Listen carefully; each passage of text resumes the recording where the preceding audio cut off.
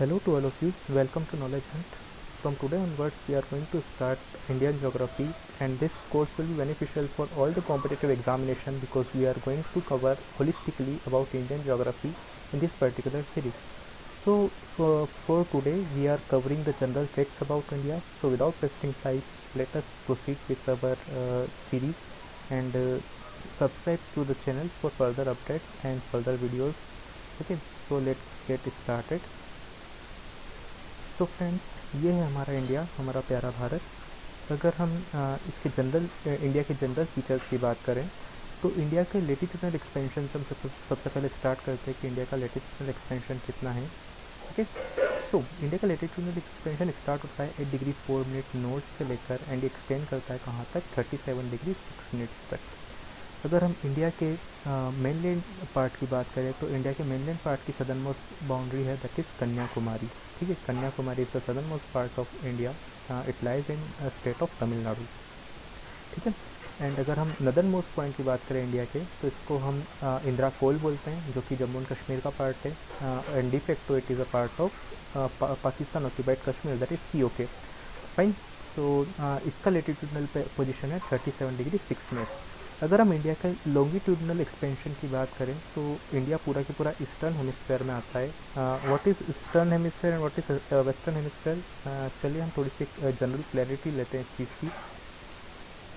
देखिए, सपोज ये हमारा अर्थ है, अर्थ जैसा कि आपको पता है स्फेरिकल शेप का है, तो ये हमारा अर्थ है।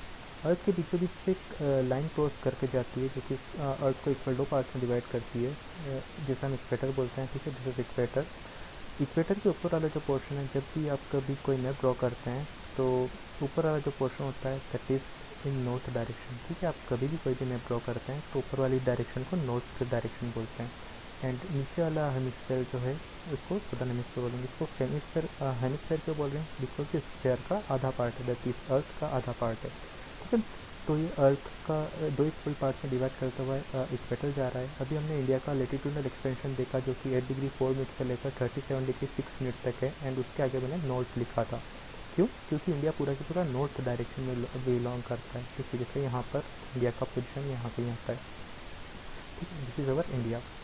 एंड ईस्टर्न और वेस्टर्न हेमिस्फीयर का कंसेप्ट है। देखिए, जब जोग्राफर्स को ये टास्क मिला था कि अर्थ के ऊपर कोई भी पोजीशन को लोकेट करना है, तो इनिशियली सपोज जैसे कि ये सपोज कोई एक स्फीयर है, अब इसके ऊपर किसी पर्टिकुलर लोकेशन को, जैसे कि इंडिया यहाँ पर है, अभी हमने देखा हमारे उस डायग्राम में इंडिया यहाँ कहीं है, बट अब अर्थ रोटेट कर रही है और अगर हमें इस पर्टिकुलर पॉइंट को डिफाइन करना है कि एग्जैक्टली इसकी अर्थ के ऊपर पोजीशन क्या है, तो it was a quite typical task. तो इसी चीज़ को सिंप्लीफाई करने के लिए जोग्राफर्स ने लेटिट्यूडनल लॉन्गिट्यूडनल लेटिट्यूड्स और लॉन्गिट्यूड का कंसेप्ट किया, जिसके बेसिस पे हम लोग अर्थ पे किसी भी पोजीशन को लोकेट करते हैं। तो जो हॉरिजॉन्टल लाइंस होती है अर्थ पे, उसको हम लेटिट्यूड्स बोलते हैं, एंड जो वर्टिकल लाइंस होती है उनको हम लॉन्गिट्यूड्स बोलते हैं। तो देखिए, इक्वेटर को ड्रॉ करने में तो कोई प्रॉब्लम नहीं आया था, बिकॉज इक्वेटर एक ऐसा लाइन है जो कि अर्थ को 2 इक्वल पार्ट में डिवाइड करता है। But what about longitude, longitude को जैसे हम अब अगर अर्थ को ईस्ट और वेस्ट हेमिस्फीयर में डिवाइड करना चाहें तो it was the typical task.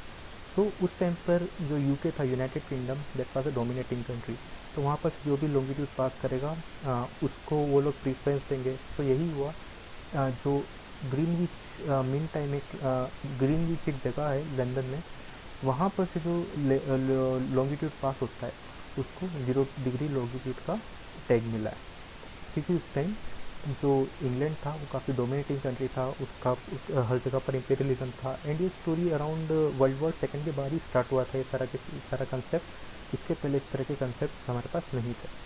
तो लेटीट्यूड्स और लॉन्गिट्यूड्स की वजह से क्या होता है, ग्रिड पैटर्न बनता है। ग्रिड पैटर्न क्या होता है, जैसे लॉन्गिट्यूड्स जो हैं वो वर्टिकल लाइन्स होते हैं अर्थ के ऊपर, और जो लेटीट्यूड्स होते हैं वो हॉरिजॉन्टल लाइन्स होते हैं। तो सपोज मैंने इस लाइन को A नाम दिया, इस लाइन को B नाम दिया, एंड सिमिलरली इस लाइन को 1 एंड इस लाइन को 2। तो अगर अब मुझे इस पर्टिकुलर पॉइंट की लोकेशन पता करनी है तो ये क्या हो जाएगा, B1 B एंड ये 1। सिमिलरली ये क्या हो जाएगा, B2 एंड ये A1 एंड ये A2। तो ये जो लेटीट्यूड्स और लॉन्गिट्यूड्स हैं अर्थ के ऊपर, ये ग्रिड पैटर्न बनाता है, जिससे कि किसी भी जगह की लोकेशन को पता करना काफ़ी ईजी हो जाता है। तो अभी हमने इंडिया के लेटीट्यूडनल लॉन्गिट्यूडनल एक्सटेंशन की बात करी, वो इसी चीज़ से रिलेटेड है। ठीक है, तो देखिए अब जो ग्रीनविच मीन टाइम से जो ईस्ट साइड में पोर्शन था, देखिए जब भी आप कोई मैप ड्रॉ करते हैं तो आपका जो राइट हैंड साइड वाला डायरेक्शन होता है वो ईस्ट डायरेक्शन होगा एंड लेफ्ट हैंड साइड में वेस्ट डायरेक्शन होगा। तो जो ईस्ट हम पूरे के पूरे देखिए अब इस लाइन के करस्पॉन्डिंग अगर आप देखेंगे तो हम पूरे के पूरे ईस्ट डायरेक्शन में बिलोंग करते हैं। दैट इज़ वाई हमने जो लिखा था इंडिया का लॉन्गिट्यूडनल एक्सपेंशन अभी हम देखेंगे तो उसके आगे मैंने ई लिखा है, ई स्टैंड्स फॉर ईस्ट, बिकॉज हम पूरे के पूरे ईस्टर्न हेमिस्फीयर में। फाइन, तो ये कंसेप्ट है लेटीट्यूड्स और लॉन्गिट्यूड्स का। I hope this is clear to you, because इस ज़्यादा डेप्थ में हम नहीं जा पाएंगे बिकॉज हम लोगों को पूरा के पूरा इंडियन जोग्राफी कवर करना है। तो this is basic of physical geography, तो इसको हम आने वाले लेक्चर्स में कवर करेंगे, बट अभी हम इंडियन जोग्राफी में हमारा फोकस रखते हैं। तो चलिए कंटिन्यू करते हैं। तो गाइज अभी हमने देखा कि किस तरह से लेटीट्यूड और लॉन्गिट्यूड का कंसेप्ट होता है। तो इसी तरह से तो इंडिया का लेटीट्यूडनल एक्सपेंशन 8°4' से लेकर 37°6' तक का है, एंड लॉन्गिट्यूडनल एक्सपेंशन जो कि आपको बता रहा था 68°7' ईस्ट। देखिए मैंने यहाँ पर ईस्ट लिखा है क्योंकि हम पूरे के पूरे ईस्टर्न हेमिस्फीयर में लाई करते हैं। एंड सेम चीज़ यहाँ पर 97°25' ईस्ट, क्योंकि हम पूरे के पूरे ईस्टर्न हेमिस्फीयर में। एंड यहाँ पर N and N stand for northern hemisphere. तो इस तरह से इंडिया का लेटीट्यूडनल और लॉन्गिट्यूडनल एक्सटेंशन है। अगर हम इनके बीच की डिस्टेंस की बात करें कि 8°4' से लेकर 37°6' तक का डिस्टेंस कितना है, तो वो है 3214 किलोमीटर्स। मतलब कि इंडिया का जो लेटीट्यूडनल एक्सटेंशन है दैट इज़ 3214 किलोमीटर्स, एंड जो इंडिया का लॉन्गिट्यूडनल एक्सटेंशन है दैट इज़ 2933 किलोमीटर्स। ठीक है, ये रहा। चलिए अब हम इंडिया के फ्रंटियर्स की बात करते हैं कि इंडिया कौन कौन सी कंट्रीज़ के साथ अपनी बॉर्डर शेयर करता है। तो देखिए अगर हम कंट्रीज़ की बात करें तो इंडिया के नॉर्थ वेस्ट फ्रंटियर पे, आइए मैं आपको पहले लोकेशंस के बारे में बता देता हूँ। देखिए अभी जैसा मैंने आपको बताया था कि जब भी हम कोई भी मैप ड्रॉ करते हैं तो उसका जो ऊपर वाला साइड होता है उसको हम नॉर्थ डायरेक्शन बोलते हैं, जो राइट हैंड साइड वाला डायरेक्शन होता है उसको हम ईस्ट डायरेक्शन बोलते हैं। सिमिलरली नॉर्थ डायरेक्शन के अपोजिट कौन सा डायरेक्शन होगा, साउथ डायरेक्शन, एंड जो वेस्ट साइड में होगा वो कौन सा होगा, वेस्ट डायरेक्शन। ठीक है, तो ये इंडिया का एक्सटेंशन है। अब देखिए देखते हैं हम फ्रंटियर्स के बारे में बात करते हैं। तो सबसे पहले हम पाकिस्तान से स्टार्ट करते हैं। इंडिया के नॉर्थ वेस्ट फ्रंटियर पे देखिए, नॉर्थ और वेस्ट उस फ्रंटियर पे कौन सा कंट्री है, पाकिस्तान। एंड अगर हम प्योर नॉर्थ की बात करें तो there lies Afghanistan. But Afghanistan के साथ हम लोग डायरेक्टली बॉर्डर शेयर करते या नहीं करते, थोड़ा सा कॉन्ट्रोवर्शियल इशू है, बिकॉज 1965 के वॉर के बाद यहाँ पर एक POK वाला कंसेप्ट आ गया था। मतलब PA वाला जो रीजन है यहाँ पर पाकिस्तान का कब्जा है। So it is a de facto, हम डी फैक्टो बोल सकते हैं कि this is not a part of India but D jure. अगर हम फिजिकल मैप में देखेंगे तो हमारी बाउंड्री अफगानिस्तान के साथ शेयर होती है। देन हम नॉर्थ ईस्ट फ्रंटियर के बारे में बात करें तो वहाँ पर China, Nepal and Bhutan countries आती है। एंड अगर हम ईस्ट डायरेक्शन की बात करें तो म्यांमार एंड बांग्लादेश, ये हमारे मेन लैंड बाउंड्री जिसके साथ हम बॉर्डर शेयर करते हैं। एक हमारा मेरीटाइम बॉर्डर शेयर करने वाला पार्टनर भी है दैट इज़ श्रीलंका। देखिए ये रहा श्रीलंका। तो श्रीलंका के साथ हम डायरेक्टली लैंड बॉर्डर शेयर नहीं करते हैं, हम लोग उसके साथ वाटर बॉडी शेयर करते हैं। ठीक है, यहाँ पर बीच में गल्फ ऑफ मन्नार आता है एंड उसके थ्रू इंडिया और श्रीलंका जो है सेपरेट होते हैं। अच्छा, यहाँ पर एक और कंसेप्ट आता है जिसको हम बोलते हैं स्ट्रेट। यहाँ पर पाक स्ट्रेट आता है, STRAIT। ठीक है, स्ट्रेट। तो स्ट्रेट क्या होता है, स्ट्रेट एक ऐसा नेरो पैसेज ऑफ वाटर होता है जो कि दो बड़ी लैंड बॉडीज़ को अलग अलग करता है। देखिए यहाँ पर जो पाक स्ट्रेट जा रहा है PALK, not PAK, this is PALK, पाक स्ट्रेट, जो कि इंडिया एंड श्रीलंका को सेपरेट कर रहा है, बट किस किस को आपस में कनेक्ट कर रहा है यहाँ पर, इंडियन ओशियन को और बे ऑफ बंगाल को। तो एक ऐसा नेरो पैसेज ऑफ वाटर जो कि दो बड़ी लैंड बॉडीज़ को अलग अलग करता है, दो बड़ी वाटर बॉडीज़ को आपस में जोड़ता है, उसको हम क्या बोलते हैं, स्ट्रेट। ठीक है, स्ट्रेट का एक अपोजिट होता है स्टूमस। स्टूमस क्या होता है, आप लोग मुझे बता पाए तो प्लीज़ बताइएगा, अदरवाइज नेक्स्ट लेक्चर में मैं खुद ही आपको बता दूंगा। अब इंडिया की कुछ आइलैंड कंट्रीज़ भी है। आइलैंड क्या होते हैं, आइलैंड एक ऐसा लैंड मास होता है जो कि चारों साइड से, मतलब ऑल फोर साइड से वाटर से कवर्ड होता है। ठीक है, तो अंडमान निकोबार देखिए यहाँ पर हर साइड से वाटर से घिरा हुआ ये बे ऑफ बंगाल में लाई करता है। एंड सिमिलरली इस साइड लक्षद्वीप आइलैंड ग्रुप है। अगर हम इंडिया की वाटर बाउंड्रीज की बात करें तो इंडिया के ईस्ट में बे ऑफ बंगाल है, इंडिया के साउथ में इंडियन ओशियन है, एंड इंडिया के वेस्ट में अरेबियन सी है। राइट, तो ये इंडिया के कुछ जनरल फैक्ट्स के बारे में हमने बात की। अब देखिए, जब हमने इक्वेटर के बारे में बात की थी तो एक लेटीट्यूड के बारे में तो हमने बताया था कि इक्वेटर सबसे इम्पोर्टेंट लेटीट्यूड हो, बट इक्वेटर के अलावा भी कुछ इम्पोर्टेंट लेटीट्यूड्स अर्थ के ऊपर प्रेजेंट हैं, जिसमें से एक है ट्रॉपिक ऑफ कैंसर। अब ट्रॉपिक ऑफ कैंसर का क्या सिग्निफिकेंस है, इसकी डेप्थ में हम लोग नहीं जा पाएंगे because it is time consuming. तो जो ट्रॉपिक ऑफ कैंसर है, ये आप बस इतना समझिए कि 23.5 डिग्री नॉर्थ लेटीट्यूड पे एक 23.5 डिग्री नॉर्थ में एक लेटीट्यूड है जिसको हम ट्रॉपिक ऑफ कैंसर बोलते हैं, जो कि इंडिया को 2 पार्ट में डिवाइड करता है। ठीक है, तो ये इंडिया का जो ट्रॉपिक ऑफ कैंसर है, ये कौन कौन सी स्टेट्स से क्रॉस करता है इसके बारे में हम बात करेंगे, राइट। सो ये हमने इंडिया की जो बॉर्डर्स हैं उसके बारे में बात की। अब इंडिया का जोग्राफिकल एरिया के बारे में देख लेते हैं कि इंडिया का जोग्राफिकल एरिया कितना है और उसका क्या सिग्निफिकेंस है। ओके, देखिए, अभी हमने मेनलैंड इंडिया के बारे में बात की थी। तो मेनलैंड इंडिया के बारे में आपको मैंने बताया था कि मेनलैंड इंडिया का सदर्न मोस्ट पॉइंट कन्याकुमारी है। बट अगर हम ओवरऑल इंडिया की बात करें तो अंडमान एंड निकोबार में निकोबार ग्रुप ऑफ आइलैंड में 6 डिग्री 4 मिनट पर एक पॉइंट है, that is called Indira point, और ये इंडिया का सदर्न पॉइंट माना जाता है। बट 2004 में जो सुनामी आया था उसके बाद ये पॉइंट सबमर्ज कर चुका है। ठीक है, बट अगर आप बुक्स वगैरह में देखोगे तो आपको बहुत सारी जगहों पर ये चीज़ आपको देखने को मिलेगी, राइट। सो आइए अब आगे देखते हैं।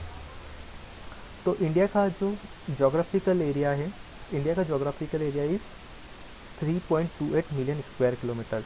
ठीक है, ये काफ़ी ज़्यादा है, काफ़ी ह्यूज है, एंड ये अर्थ के 2.4% एरिया को कवर करता है।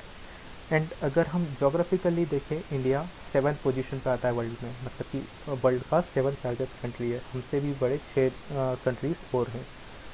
इसमें देखिए, हम लोग ओनली 2.4% वर्ल्ड का एरिया कवर करते हैं जोग्राफिकल एरिया, बट इंडिया में ऑलमोस्ट 17% पॉपुलेशन रहती है। ठीक है, तो ये रेशियो काफ़ी गड़बड़ है और इसी वजह से पॉपुलेशन से रिलेटेड ढेर सारी प्रॉब्लम्स आती है, जिसके बारे में हम सक्सेसफुल लेक्चर्स में देखने वाले हैं जब हम इंडिया की डेमोग्राफिक के बारे में डिस्कस करेंगे। आइए कुछ जनरल फैक्ट्स के बारे में डिस्कस कर लेते हैं। तो इंडिया की जो लॉन्गेस्ट रिवर की अगर हम बात करें तो लॉन्गेस्ट रिवर इंडिया की गंगा है।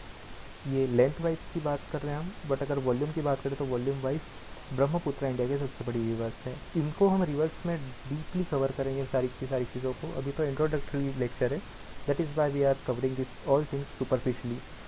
Then second thing is Majuli Island. What is Majuli Island? Majuli Island is a riverine island. अभी हमने Andaman Nicobar group of island की बात करी, बट वो ओशियन में लाई करते हैं। बट मजूली आइलैंड जो है एक रिवराइन आइलैंड है। रिवराइन आइलैंड मतलब कि ब्रह्मपुत्र जो रिवर है जब असम वाले रीजन फ्लो करती है तो वो ब्लेडेड स्ट्रीम्स में डिवाइड हो जाती है। What is blooded stream? Again इसको हम रिवर्स जब कवर करेंगे तब देखेंगे।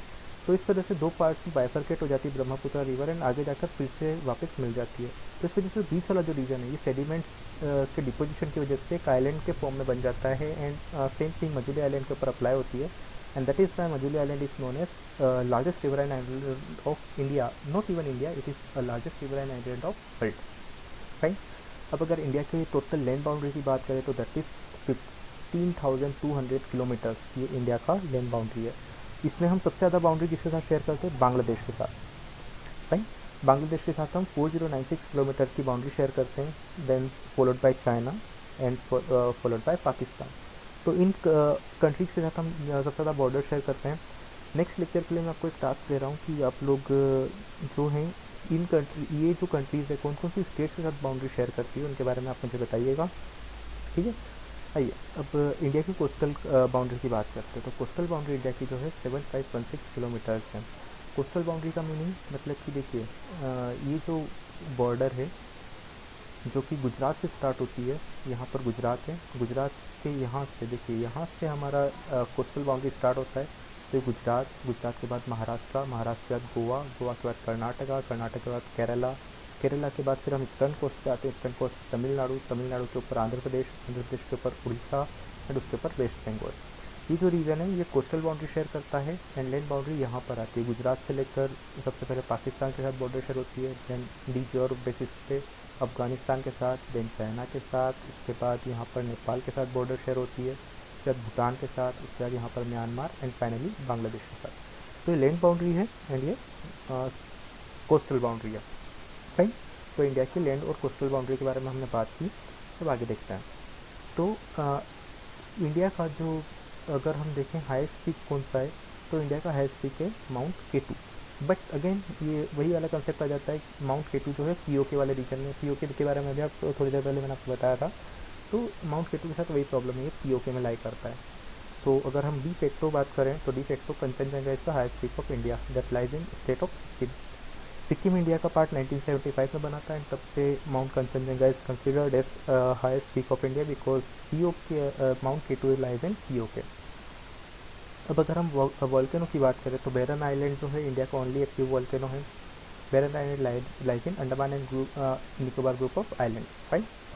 वेटेस्ट प्लेस की बात करें, मतलब सबसे ज़्यादा बारिश कहाँ पर होती है इंडिया में, तो होती है शिमला में, चेरापूंजी में। ये दोनों की दोनों नॉर्थ ईस्ट के रीजन में आते हैं, गारो खासी जयंतिया हिल्स मतलब कि state of Meghalaya. Fine. Largest delta की बात करें, व्हाट इज़ डेल्टा, फिर जब हम रिवर पढ़ेंगे तब इसको मैं और डीप में कवर करवाऊँगा। देखिए डेल्टा क्या होता है बेसिकली, जब रिवर अपनी एंड स्टेज पे अपने माउथ के पास पहुंच जाती है, मतलब यहाँ पर सपोज बे ऑफ बंगाल है, हम गंगा रिवर का एग्जांपल लेके चलते हैं, यहाँ पर बे ऑफ बंगाल है। राइट। तो जब अपनी ओल्ड स्टेज में मतलब कि माउथ के पास रिवर पहुंच जाती है तो उसकी स्पीड काफ़ी कम हो जाती है। अब स्पीड काफ़ी कम हो जाने की वजह से जितने भी उसके साथ सेडिमेंट्स आते हैं वो डिपॉजिट करते हुए बहुत सारी छोटी छोटी स्ट्रीम्स में डिवाइड हो जाती है इस तरह से। तो जब अपने माउथ पे पहुंच जाती है तो एक इस तरह का ट्रायंगुलर शेप बनता है। राइट। और इसी ट्रायंगुलर शेप को हम बोलते हैं डेल्टा। तो इंडिया का सबसे बड़ा डेल्टा कौन सा है, या फिर इसको वर्ल्ड का सबसे बड़ा डेल्टा ही बोलते हैं, गंगा ब्रह्मपुत्र डेल्टा, जिसको हम सुंदरबन डेल्टा के नाम से भी जानते हैं। और ये इंडिया का नहीं वर्ल्ड का सबसे बड़ा डेल्टा है। राइट। अब इंडिया की स्टैंडर्ड टाइम की बात करें तो 82.5 डिग्री ईस्ट से क्रॉस करते हुए जाता है, जो कि नैनी इलाहाबाद से क्रॉस होता है। अब ये क्या कंसेप्ट है, देखिए अगर हम इंडिया के लॉन्गिट्यूडनल एक्सटेंशन की बात करें, लॉन्गिट्यूड का क्या सिग्निफिकेंस होता है, लॉन्गिट्यूड का सिग्निफिकेंस ये होता है कि हमको टाइम के बारे में बताते हैं। ठीक है। अब जैसे सपोज अगर हम गुजरात एंड अरुणाचल प्रदेश को कंपेयर करें, because Arunachal Pradesh is the eastern most boundary of India and Gujarat is the western most boundary of India. तो अगर हम इन दोनों को कंपेयर करेंगे तो अगर इन दोनों को जब हम कंपेयर करते हैं तो इन दोनों के बीच में 2 आवर्स का डिफरेंस होता है। मतलब कि अगर यहाँ पर क्योंकि ईस्टर्न साइड में ये है तो यहाँ पर अर्ली सनराइज होगा, तो अगर यहाँ पर मॉर्निंग में 8 बज रहे हैं, मतलब कि सन होराइजन से ऊपर आ चुका है अब, तो यहाँ पर तब तक सनराइज ही नहीं होता, मतलब यहाँ पर अभी सुबह के 6 ही बजे हुए हैं, अभी तक डाउन पीरियड ही चल रहा है यहाँ पर। राइट। तो यहाँ पर अभी तक सनराइज भी नहीं हुआ है और यहाँ पर होराइजन से ऊपर पहुँच चुका है, तो ये काफ़ी ज़्यादा वेरिएशन आ जाता है। तो हर कंट्री का एक स्टैंडर्ड टाइम होता है, अगर हम इसी टाइम को कंसिडर करके चलेंगे तो उससे काफ़ी इनकन्वीनियंस होगा ट्रैफिक कंट्रोल में, रेलवे के फंक्शनिंग में, एयर सर्विसेज के फंक्शनिंग में। तो इसी वजह से हर कंट्री क्या करती है, अपना अलग ही स्टैंडर्ड टाइम बना लेती है। तो इंडिया का स्टैंडर्ड टाइम यहाँ कहीं से क्रॉस होता है, जो कि इलाहाबाद से नैनी से क्रॉस होता है। ठीक है। यहाँ से जो लॉन्गिट्यूड क्रॉस होता है उसको हम स्टैंडर्ड मेरिडियन बोलते हैं, इंडिया का स्टैंडर्ड टाइम, जो कि 82.5 डिग्री ईस्ट डायरेक्शन में लोकेट करता है। तो इस पर्टिकुलर लोकेशन पे जो भी टाइम होगा पूरे के पूरे इंडिया की में जितनी भी वॉचेस हैं वो वही टाइम दिखाएगी। क्यों? क्योंकि उसके साइड अलाइंड है। फाइन। तो ये इंडिया का स्टैंडर्ड टाइम है। तो ये 82.5 डिग्री ईस्ट से क्रॉस करता है, मतलब इलाहाबाद के नैनी से। अब देखिए कुछ इंपॉर्टेंट इंटरनेशनल बाउंड्रीज की बात कर लेते हैं। तो यहाँ पर देखिए पाकिस्तान और अफ़गानिस्तान के बीच की जो बॉर्डर है उसको हम दुरन लाइन बोलते हैं। राइट। उसके बाद पाकिस्तान और इंडिया के बीच की जो बाउंड्री है उसको हम रेड क्लिफ लाइन बोलते हैं। This is Durand, this is red Cliff.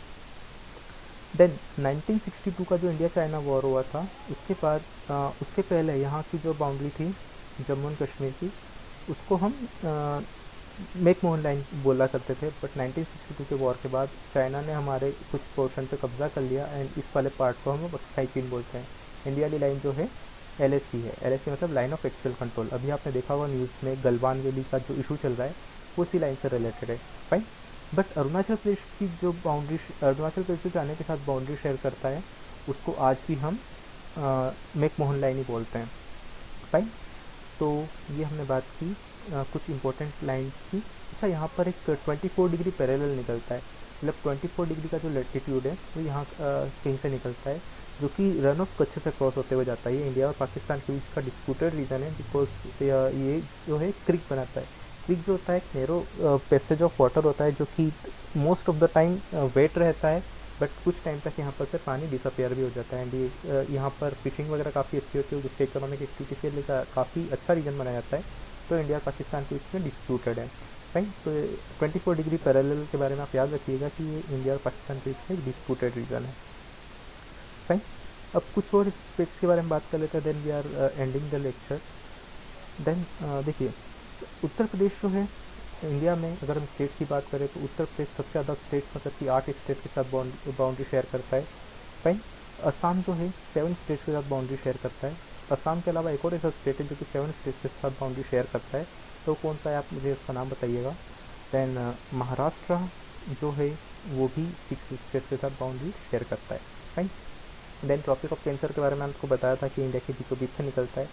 तो अगर हम वेस्ट टू ईस्ट जाएंगे तो सबसे पहले जो ट्रॉपिक ऑफ कैंसर है गुजरात से क्रॉस करेगा, followed by Rajasthan, then Madhya Pradesh, फिर छत्तीसगढ़, फिर Jharkhand, then West Bengal, then Tripura and then Mizoram, right. So this is it for the day. I hope आपको ये लेक्चर पसंद आया होगा। अगर आपको पसंद आया तो इसको चैनल को प्लीज़ लाइक एंड सब्सक्राइब करें, राइट। तो इस चैप्टर से जो भी नोट्स मैं आपको बता रहा हूँ, इन सब की पीडीएफ आपको टेलीग्राम चैनल के थ्रू मिल जाएगी। तो आप इस टेलीग्राम चैनल को भी ज्वाइन कर लीजिएगा, जिसके लिंक मैं आपको डिस्क्रिप्शन बॉक्स में प्रोवाइड कर रहा हूँ, राइट। तो हम इंडियन ज्योग्राफी को इसी तरह से कवर करेंगे। कल से हम इंडिया का फिजिकल ज्योग्राफी स्टार्ट करेंगे। आज हमने जनरल ओवरव्यू लिया है, राइट। तो that's it for me, thank you.